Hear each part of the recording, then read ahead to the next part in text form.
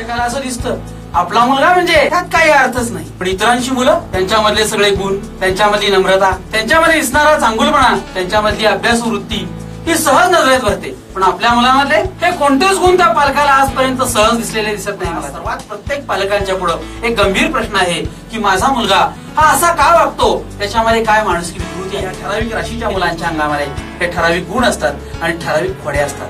या ठराविक राशीच्या मुलांच्या मध्ये ज्या गुणांचा आणि खोड्यांचा विकास काय होतो, त्यांच्या व्यक्तिमत्वाचा विकास जर करायचा असेल तर त्यामध्ये काय बदल केला पाहिजे याचा विचार करताना मला सापडलेलं जे तंत्र आहे ते यापुढे मी प्रत्येक राशीमध्ये मांडतो. बऱ्याचशा मुलांची ही मेष राशी, या राशीचा जो स्वामी आहे तो मंगळ आहे, तो मुळात कडक आहे. त्यामुळे या राशीची मुलं कडकपणा, तापटपणा ही धारण केलेली असते. कारण याचा क्षत्रिय वर्णाची रास आहे आणि या क्षत्रिय वर्णाच्या राशीचं अग्नितत्व आहे. त्यामुळे एकाच वेळी क्षत्रिय वर्ण, अग्नितत्व आणि मंगळ हे सगळं एकत्र आल्यामुळे ही मुलं जरा तापट असतात. पुढच्या महिन्यात तुला सायकल घेऊन देतो म्हणणारे वडील जर मिथुन राशीचे असतील तर 8 दिवसानंतर म्हणतात कधी म्हणलो होतो. वायुतत्वाची रास आहे, यांच्या डोक्यात आता आहे ना ते जरा फुसकी निघून जाते. आपल्या शरीराचा बोलताना बराचसा भागांना हलवण्याची सवय असते.